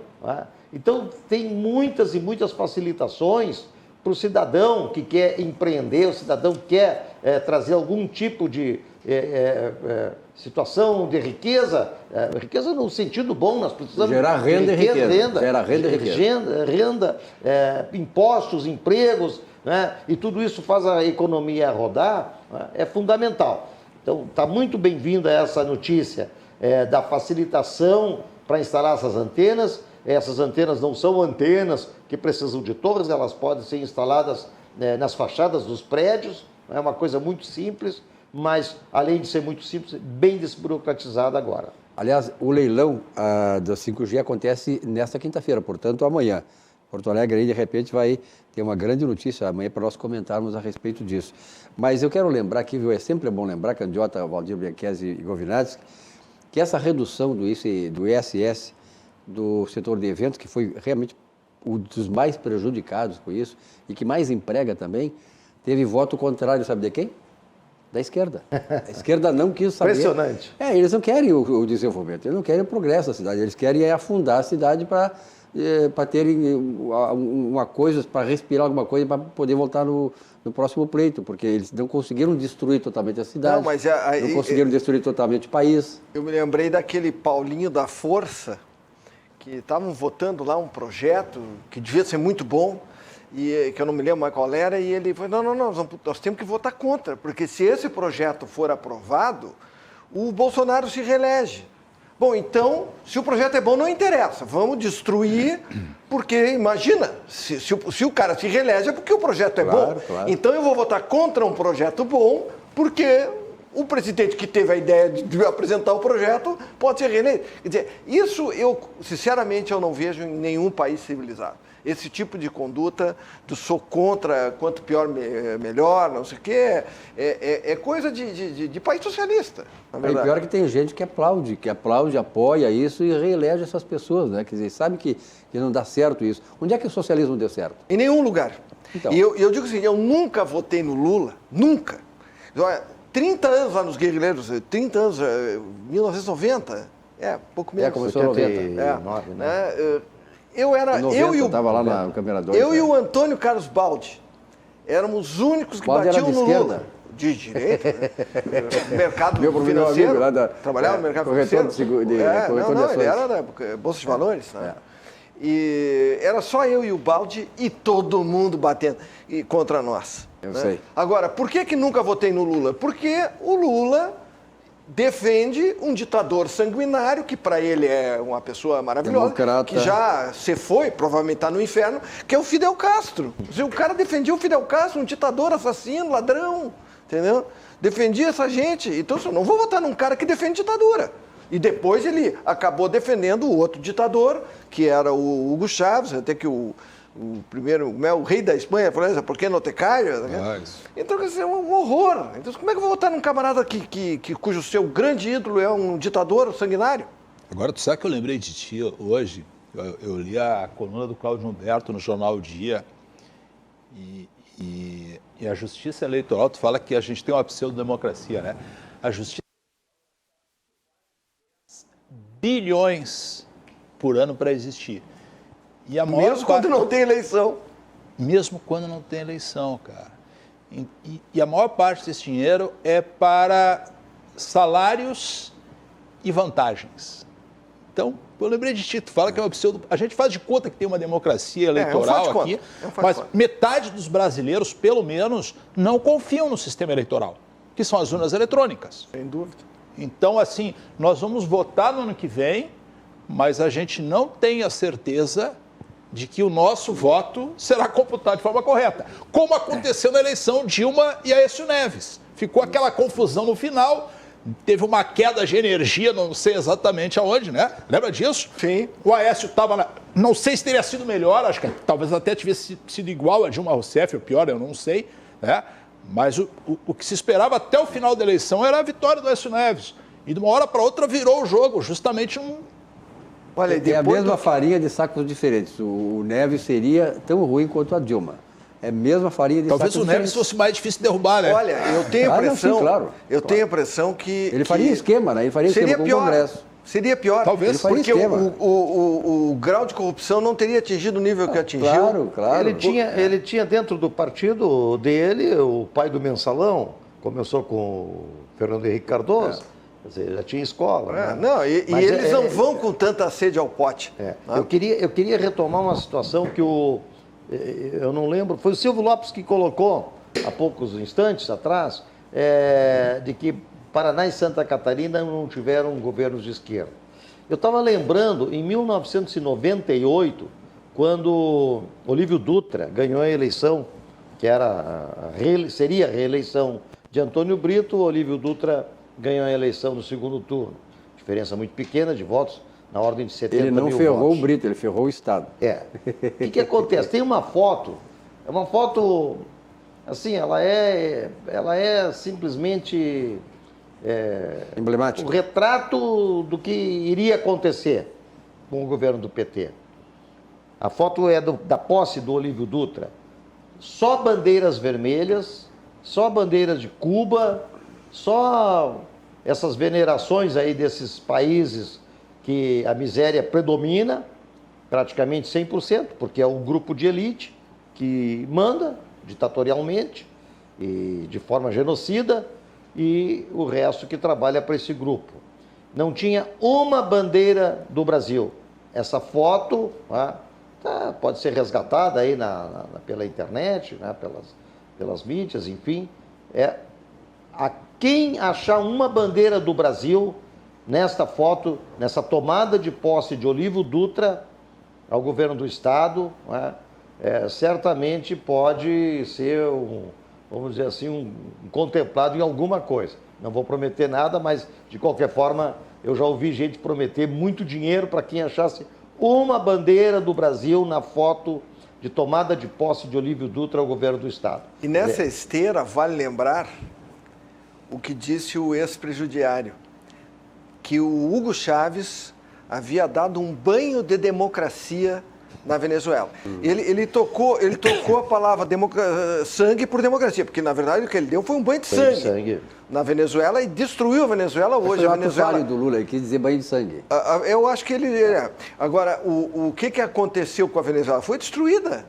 Fugiram 5 milhões de venezuelanos, já muitos aqui vieram para o Brasil, os mais ricos foram para os Estados Unidos, foram para o Panamá. Vão para o inferno, que é os Estados Unidos, vão para o inferno. Lá tem muita gente aqui. Outro dia eu fui no supermercado, estava a caixa do supermercado com um sotaque diferente, eu perguntei para ela, né? Eu desconfiei ela, venezuelana, uma menina. Mas olha, eu tenho uma amiga lá em Miami que ela é comissária de bordo da American Airlines, quando a American voava para a Venezuela. Acho que cancelaram os voos lá, porque eles não pagavam, né? Vendiam os para ficar com o dinheiro lá. O Maduro não repassava. Mas eles levavam no avião comida para o pessoal do aeroporto. E os caras tinham que se esconder dentro da aeronave para comer. Está na situação... Bom, agora eles estão comendo lixo. Como tu disse que o Brasil é um país socialista, na verdade eu me lembro assim, eu já citei aqui, acho que a semana passada, a Ayn Rand, que foi uma judia americana, ela nasceu em Leningrado, depois foi Stalingrado, Leningrado e tal, Petrogrado, parece que é hoje, mas ela dizia o seguinte, que os traços do socialismo, como é que tu percebe que um país está marchando para o socialismo? Quando ele elimina as liberdades individuais e a liberdade de expressão. Nós não temos mais liberdade individual e liberdade de expressão. Falasse aqui no Tribunal Superior Eleitoral, tem uma propaganda do Tribunal Superior Eleitoral desqualificando e não aceitando que ninguém coloque em dúvida sobre a segurança ou não da urna eletrônica. Ora, nós estamos numa democracia ou não estamos? Então, o Tribunal Superior Eleitoral mostra mais uma vez de que o dinheiro, esses bilhões que eles utilizam como orçamento, que nós pagamos, estão sendo muito mal usados. Você que é que está defendendo aí o fim da Justiça do Trabalho e da Justiça Eleitoral? A Justiça Eleitoral acho que não tem porquê. Aquele a Justiça Eleitoral não tem porquê. Paulo... O Paulo é o cientista político. Cientista político. É. Então, olha aqui, ó, a Justiça Eleitoral não tem por que existir mesmo. Agora, a Justiça do Trabalho, talvez de uma outra maneira, a Justiça do Trabalho é muito pesada também, ela custa muito para o país. Mas tem Justiça do Trabalho nos Estados Unidos? Não tem. Mas então, quem quiser pesquisar sobre urna eletrônica, faça em inglês. Coloque no Google, Electronic Voting Machines, Princeton University. Tem lá um estudo de 2006. Veja o que eles disseram, o que a Universidade de Princeton descobriu a respeito dessas urnas de primeira, segunda, terceira e quarta geração. Muito bem. Olha aqui, pessoal, vamos fazer o seguinte, a gente sempre quer o melhor para quem a gente ama, não é verdade? E não importa o jeito da sua família, se é grande ou pequena, o CCG Saúde sabe que ela é especial e merece um plano hospitalar com valores também especiais. No Novembro Família, o plano Pop Humaniza do CCG tem redução de 10% para famílias de até 2 pessoas e 14% para 3 ou mais. O plano Pop Humaniza tem consultas e exames na rede própria CCG, com mais de 20 clínicas na região metropolitana e também no Vale dos Sinos. O atendimento hospitalar é no Hospital Humaniza, ali na Ramiro Barcelos, em Porto Alegre. Um hospital maravilhoso na descida da Ramiro, em direção a Cristóvão Colombo. Veja mais detalhes em ccgsaude.com.br ou fale com o seu corretor de confiança. Vamos agora a mais um tour gastronômico, né? E vamos descer lá na Teixeira Mendes 1216, Chihuahua. Tradição que perdura, assim como o movimento das ondas do mar.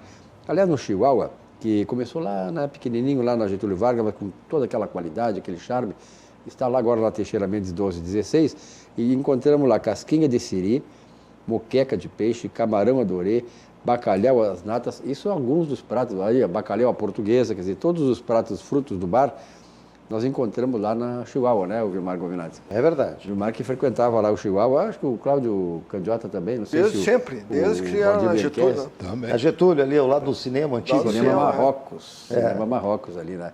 Então, realmente, ó, camarão à baiana, o que tu acha de uma baiana, Vilmar Govinati? Descobriu o que a baiana tem, né? Não, camarão à baiana eu tô falando. Acho que deve ser ótimo. Deve ser ótimo, né? Eu lá no Chihuahua, eu gosto do camarão tudo a baiana deve ser bom. Tudo a baiana, baianada. Ó, congrio, molho de camarão, quer dizer, tudo isso. O cara, eu sempre digo assim, o cara chega lá e pedir um prato, a gente fica frustrado, porque de repente quer pegar outro, quer dizer, é muita coisa boa, é muita especiaria, coisas deliciosas. O que resolve é ir sempre lá, né? E toda semana lá você acaba cada vez que vai, prova camarão grelhado. Prato diferente. Exatamente, aí você vai provar todas as maravilhas que o Chihuahua oferece nesses frutos do mar, que são especialidades do Chihuahua. Chihuahua que tem uma tradição de bom gosto e de bom atendimento, um atendimento maravilhoso realmente, né? O Chihuahua lá com o pessoal especializado em bem receber e bem servir esses produtos, frutos do mar aí que eu gosto muito, sempre gostei de frutos do mar. Tem algumas pessoas que têm problema de, assim como tu tem com a uva, né? Intolerância ou alergia, né? Exatamente, tem intolerância e muitas vezes tem pessoas que têm intolerância com camarão, que eu acho maravilhoso, é bacalhau marinheiro, comida bacalhau que é típica portuguesa, camarão à milanesa. Eu sempre digo, eu comecei a comer camarão à milanesa lá no Negrão, lá da José de Alencar. Tu é saudosista, tu sempre fala no Negrão. O Negrão é ali ao lado da casa, né? Eu sei. Da minha casa ali, moro ali, o Negrão. E o Chihuahua também já concorria lá e o Chihuahua realmente dá de show, né? Um show. O Negrão até já não existe mais ali, agora tem outros. Se existisse, tinha que trocar o nome, né? Não podia ter Negrão, hoje não podia ter Negrão. Não podia ser Negrão. Tem que ser, como é que chama? Afrodescendente. Restaurante afrodescendente, que legal, né? Que maravilha. Era churrascaria, Negrão. Só no Brasil, churrascaria, Negrão. Que maravilha. Olha aqui, Ângelos. Você já sabe que o Plano Ângelos é o maior e mais completo plano de assistência familiar do sul do Brasil e que você pode contar com a sua excelência e tradição para cuidar e proteger pessoas que você ama. E hoje estou aqui para falar do Plano Bem-Estar, que tem assistência funeral completa, disponível 24 horas para você não precisar se preocupar com nada neste momento que é muito difícil, né? Que a gente passa na vida sempre quando perde um ente querido. Mas saibam que o Plano Bem-Estar não é só um plano de assistência funeral, ele também garante teleconsultas gratuitas em clínica geral, nutrição, psicologia e pediatria, orientação fitness, apoio ortopédico gratuito e seguros como invalidez permanente por acidente, morte acidental e fratura óssea. Além de descontos em uma ampla rede de conveniados na área da saúde. E muito mais, claro. Cuida da sua saúde com o plano Ângelos Bem-Estar. Acesse angelo.com.br e saiba muito mais deste plano espetacular aí. Grupo Ângelos à sua disposição. Vamos agora falar de vinhos, né? Vinhos do mundo.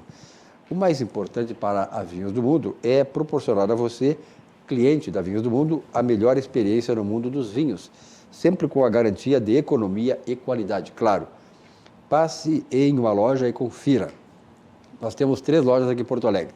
A primeira aqui pertinho da TV, da Cristóvão Colombo 1493, depois temos da Alameda Alípio César 203 e na Getúlio Vargas, está aí da Getúlio Vargas, número 1135, no bairro Menino Deus, aqui em Porto Alegre. Vinhos do Mundo. Se você, de certa maneira, abusou muito da comida, enfim, está com problema gástrico, problema estomacal, a solução está aqui, ó. Olina, essência de vida. Realmente a Olina é um tratamento tiro e queda. Deu problema estomacal, toma Olina que resolve o seu problema. Vilmar Govinatsky, alguma novidade por aí? Não, eu só queria comentar, fala-se tanto, nós estamos falando dessa questão agora, que tem que ter muito cuidado com as palavras, e ao mesmo tempo eu fiz a conexão com o descuidado que tem o presidente Bolsonaro com as palavras. Eu estava lembrando um episódio do teu tão, né, reconhecido pelos maus atos, né, é o Lula. O Lula, uma vez na Namíbia, tá, ele foi na despedida lá e tal, foi fazer uma saudação de despedida. Isso é verdadeiro, isso não é fake news. Não é fake news, isso é verdadeiro. Foi lá, início dos anos 2000, 2002, 2003. E ele disse o seguinte: puxa vida, essa cidade é tão limpa que nem parece que eu estou na África. E foram essas as palavras. Tá? A cidade é tão limpa que nem parece que é África isso aqui. Enfim, tá? Então são coisas que a repercussão extremamente negativa, criou um constrangimento quase diplomático. Né? Então, lembrando que as palavras saem muitas vezes impensadas, né? E de forma totalmente equivocadas. Só para lembrar que não é só o Bolsonaro que diz, às vezes, alguns impropérios por aí. Mas eu queria, Silvio, falar sobre a questão das máscaras. As máscaras estão sendo já, vamos dizer assim, abolidas, não integralmente, mas muitos estados, o próprio Distrito Federal, Rio de Janeiro, já tinha começado pelo município de Duque de Caxias e agora também está sendo cogitado de levar para todo o estado do Rio de Janeiro, e no Congresso Nacional, inclusive, tem um projeto de lei de uma deputada falando sobre a abolição das máscaras ao ar livre. Eu sei que isso gera uma polêmica danada, mas eu enfrento essa polêmica com muita tranquilidade. Eu entendo, sem conhecimento de causa, não tenho formação para isso, mas eu entendo que as máscaras, elas trazem um problema para a pessoa respiratório, porque a gente tem as vias orais, as vias aéreas, que são chamadas vias de respiração, elas são totalmente liberadas. A única coisa que o nariz tem, são os pelos e a umidificação, porque o nariz tem a função de fazer o filtro, fazer a umidificação do ar e fazer o aquecimento do ar. Por isso que o nariz é extremamente vascularizado. Ora, no momento que tu faz com que o ar que tu aspire seja o mesmo ar que tu expire, e isso a gente aprende lá no primário, que a gente aspira oxigênio e expele gás carbônico, nós estamos retomando o gás carbônico para os pulmões. E eu não entendo que a máscara vá trazer algum benefício ao ar livre, desde que, óbvio, né, se mantenha o distanciamento, como é o nosso caso aqui. Né? Então, enfim, essa é uma discussão que está se trazendo e já tem vários estados liberando. Inclusive o prefeito Melo aqui em Porto Alegre também já falou nessa possibilidade de abolir o uso de máscaras. Vilmar, nós não combinamos isso, foi muito bom. Porque na verdade é o seguinte, eu sou jornalista, sou economista e quando falo em coisas médicas, eu me valho de conhecimentos médicos que nos são passados. Por exemplo, eu acho que a questão o ser humano é diferente do animal porque nós temos a razão para pensar. Tem os médicos agora que estão começando a ter o espaço para falar isso que tu falaste e que agora nós estamos vendo que eles têm razão. Por exemplo, eu nunca tive, graças a Deus fiz todos os meus exames, deu 100%, estou absolutamente bem, nunca usei máscara na rua. Por quê? Por esta razão aí. E hoje os médicos estão dizendo o seguinte, o maior número de doentes de pulmão no Brasil estão sendo oriundos do uso indiscriminado da máscara em todos os lugares. Veja bem, questão lógica. Tem pessoas, casais que vão para o parque, eu moro no Parque Marinho do Brasil, estou todo dia ali. Casais que estão dentro de casa sem máscara, indo para cá e para lá, saem para a rua e botam uma máscara. Vão caminhar, andar de bicicleta e correr de máscara. É a pior coisa que o camarada faz. Ele está exigindo do pulmão, o pulmão exige ar novo para se renovar e tal, como tu falaste aí, e ele está aspirando bactérias e fungos que estão depositados na máscara. Então, hoje, o grande número de pessoas que vão para os hospitais são por causa do uso excessivo, indiscriminado e irracional da máscara. A máscara, assim como as vacinas, nunca foram cientificamente comprovadas 100%. E a máscara, ela não resolve. Veja bem o seguinte, só para concluir aqui, é um pensamento dos médicos, não sou eu, sou jornalista, estou transmitindo. A gripe do coronavírus, ela é igual a todas as gripes anteriores. Gripe é um vírus e ele só se transmite através do contato íntimo das pessoas, quase íntimo das pessoas. Então, é um absurdo as pessoas andarem na rua sozinhas de máscara, é um contrassenso, é irracional e só pessoas com fragilidades mentais ou que não têm a informação é que fazem isso. Estão se prejudicando. Mas é o medo, né? Porque no começo foi aquele terror em cima das pessoas, as pessoas ficaram com medo. Agora, como eu costumo ler muito notícias de fora do Brasil, eu adotei o procedimento do Canadá. No Canadá, o que eles recomendavam? Que as pessoas, não foi tornada obrigatória a máscara, mas que as pessoas não se cruzassem. No contato pessoal. Então, se tu vinhas de um lado na calçada, um dos lados ia para o meio da rua, cuidando para não ser atropelado, mas para não cruzar com aquela pessoa. Então, o que eu faço quando eu vou caminhar? Eu levo a máscara na mão. Se eu vou cruzar com outra pessoa, eu boto a máscara. Outra pessoa. Agora, se uma delas vem com máscara, tu não precisa. Não, mas aí não. Aí, já que eu vou cruzar com uma pessoa que está com máscara, eu boto a máscara, por uma questão de respeitar aquela pessoa. Não é? Mas eu procuro equilibrar. Agora, tu sabe que tem um aspecto positivo na máscara? Porque eu estive no Japão a primeira vez em 1973, ou 2, ou 1, uma coisa assim. E muita gente usava máscara lá. O japonês, depois fui a Seul também, na Coreia do Sul, em Seul principalmente, o pessoal usava máscara. Por quê? Porque quando o japonês, o oriental de modo geral, sai, se ele estiver gripado, ele sai com a máscara. Né? É um costume que tem lá. Né? E eu notei que eu não tive crise de rinite. Porque aí eu até consultando o médico, eu disse, não, diminuiu aqui no escritório os casos de rinite, porque a máscara filtra, especialmente na primavera e tal. Então, alguma vantagem tem. Mas andar de bicicleta sozinho na rua usando máscara não faz sentido, Japão, porque aí tu vai respirar gás carbônico em maior intensidade. Nos países da Ásia, pelo que eu sei, eles usam mais a máscara por causa da questão da poluição do ar. Também. Porque o vírus não se transmite pelo ar, ele transmite em contato com as pessoas. Sim, eles também usam por causa da poluição. Isso é fato. Valdir. Eu acho que a questão da máscara está esgotada, né? Tu não me deixou falar em futebol hoje, né? Eu ia dar notícia de que o governo do estado do Rio Grande do Sul liberou 50% da capacidade nos estádios. Sabe por que liberou, né?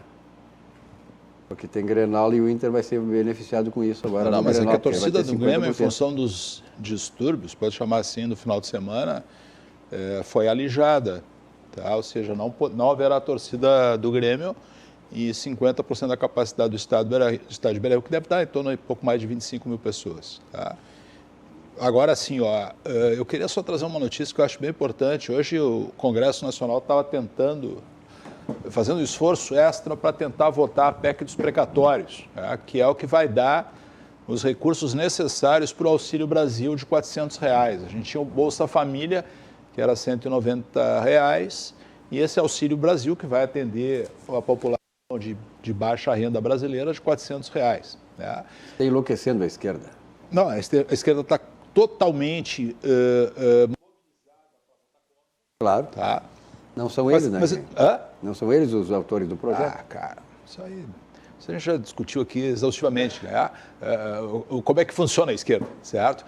Mas tem um negócio nesse projeto que não é que me preocupa, assim, mas me deixa com uma certa dúvida, né? O precatório é uma dívida do Estado, tá? E o fato, assim, de mais uma vez adiar esse processo, tanto que ele precisa ser... É uma PEC, né? Acho que é 2/3, né, Vilmar? Tu conhece lá a estrutura. 308 votos na Câmara e... Não é fácil, 2/3 do Senado. Sabe, é uma coisa que intimamente me deixa, sabe, assim, não totalmente confortável, né? Porque esse negócio dos precatórios cara, isso criou uma indústria de precatórios no Brasil. Agora que se fez uma lei justamente para os governos começarem a honrar com as suas dívidas, né? Eu sei que vai ser um recurso que vai ser bem utilizado, vai ser utilizado no sentido, vai ajudar a economia, vai ajudar essas pessoas a poderem se alimentar melhor, eventualmente morar melhor, mas o fato de usar o dinheiro dos precatórios, deixando de pagar aqueles que fazem jus a esse recurso, porque o Estado fez uma dívida com essas empresas, com essas pessoas que não errou, o fato de jogar isso para frente não me deixa 100% confortável. Perfeito. Aliás, o Brasil tem que desatar muitos nós aí, historicamente, né? Esse é um deles. Né? É um deles. É um nó, assim, que realmente atravanca não só o desenvolvimento dos estados, como prejudica milhões de pessoas. Eu lembro, assim, já de trabalhar em empresas, projetos, né? Onde a empresa tinha precatórios, aí chegava ao escritório de advocacia, ela disse, eu dou 20% pelo valor de face, né? Porque é tão difícil receber. É um mercado secundário, como se chama. É uma indústria. E o pior que o governo... Vamos lá, o governo é o maior sócio das empresas. O que é dele, ele pega na hora e já põe em execução, dívida ativa, execução e não perdoa. O dele é garantido. Tá? Dele é garantido. Agora, precatório não é garantido. E só é garantido para pagar imposto e assim mesmo tem que ser com ação judicial. Perfeito. Olha aqui, vamos lembrar do Jornal do Comércio. Hoje, quarta-feira, 13 de novembro, Rosário do Sul pode receber usina eólica de 1,3 bilhão de reais. Projeto previsto para a Serra do Caverá, área de patrimônio histórico e ambiental, espera licença. Tomara que isso funcione rapidamente. Aliás, lembrando, o Parque Eólico Brasileiro responde hoje por 9, alguma coisa por cento da oferta de energia no país, que é uma coisa que precisa ainda região ali, avançar muito. Silvio, aquela região é a região que tem mais ventos para a energia eólica. Mas diz que o projeto da ex-presidente está em andamento, ela está estocando vento. Tem que estocar o vento. Diz que está lá em Rosário do Sul, que lá está aproveitando muito vento. Mas esse projeto tem um pênalti, né? Que essa área é uma área de preservação. É patrimônio histórico também. Tem que ser liberado. Tem muita complicação. Olha aqui, o Jornal do Comércio, assim. Lembrando que é o melhor jornal do Rio Grande do Sul. Faltando 1 minuto, candidato, um recado final. Um recado final, posso falar da eleição dos Estados Unidos em 1 minuto? Menos de 1 minuto, só 30 segundos? 30 segundos. Não, é que a eleição de um governador republicano no estado da Virgínia, que é um estado tradicionalmente democrata, e a eleição do Eric Adams como novo prefeito de Nova York.